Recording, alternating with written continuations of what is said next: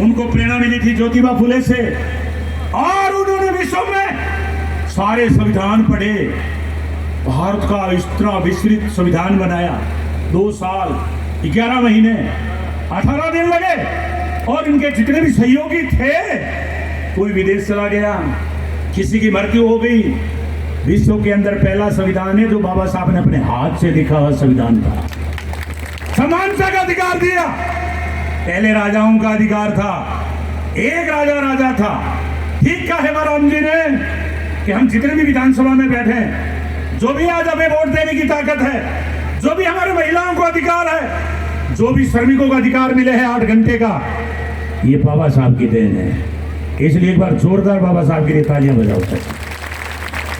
लेकिन बाबा साहब ने कहा कि अगर संविधान को चलाने वाले लोग अच्छे होंगे तो संविधान अच्छा कहलाएगा, और संविधान को चलाने वाले लोग बुरे होंगे तो संविधान बुरा होगा।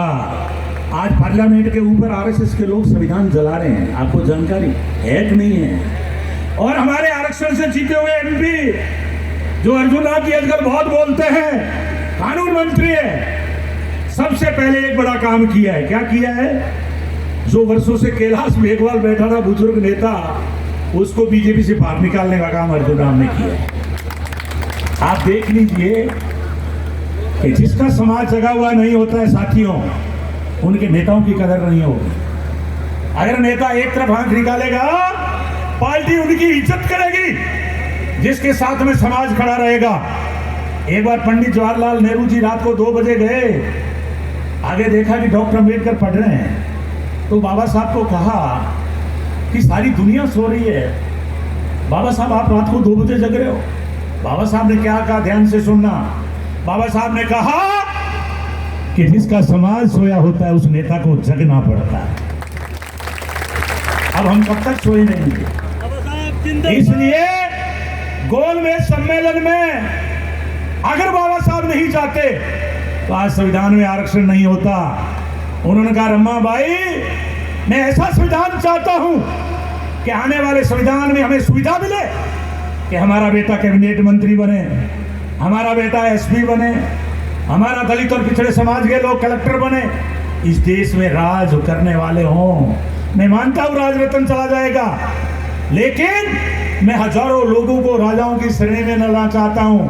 आज हम जितने भी लोग बैठे हैं, ये भारत के संविधान की ताकत है साथियों, संविधान की ताकत है। इसलिए बाबा साहब ने कहा कि जो बंदूक की गोली में ताकत नहीं है, वो आपके वोट के अंदर डाल रहा हूं। लेकिन जब संविधान बना करके बाबा साहब बाहर निकले, तो संविधान के ऊपर लिखा कि आज मैं राजनीतिक ताकत दे रहा हूं, वोट की ताकत। लेकिन जब तक इस देश में सामाजिक और आर्थिक समानता नहीं आएगी, ये जातिवाद खत्म नहीं होगा, इस देश में छुआछूत खत्म नहीं होगी, जाति के आधार पर नीच मान करके लोगों को धुतकारते रहोगे, सही प्रजातंत्र नहीं कहलाएगा।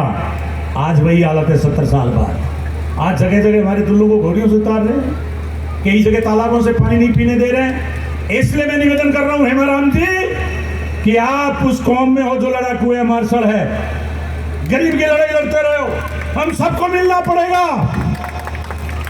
मुझे याद है वीपी सिंह मंडल आयोग लाया, राजपूतों में विरोध कर दिया उन्होंने। मंडल आयोग, संविधान में व्यवस्था थी, समरजीत जी बैठे हैं एससी के अंदर, मुझे पता है कई बार कहेंगे कि आप तो मेहमानों के वोट से जीतना चाहते हो। मैं इसलिए आपसे आग्रह कर रहा हूं, संविधान खतरे में है, और बाबा साहब ने कहा था इस देश में जब तक संविधान जिंदा है, डॉक्टर की आत्मा जिंदी है, डॉक्टर अम्बेडकर साहब की आत्मा जिंदी है। नेल्सन मंडेला दक्षिण अफ्रीका के बहुत बड़े विद्वान हुए। महात्मा गांधी ने भी पहला आंदोलन दक्षिण अफ्रीका में किया था। नेल्सन मंडेला ने कहा कि भारत में अगर कोई चीज लेने लायक है तो वो है भारत का संविधान, जो डॉक्टर अम्बेडकर ने लिखा है।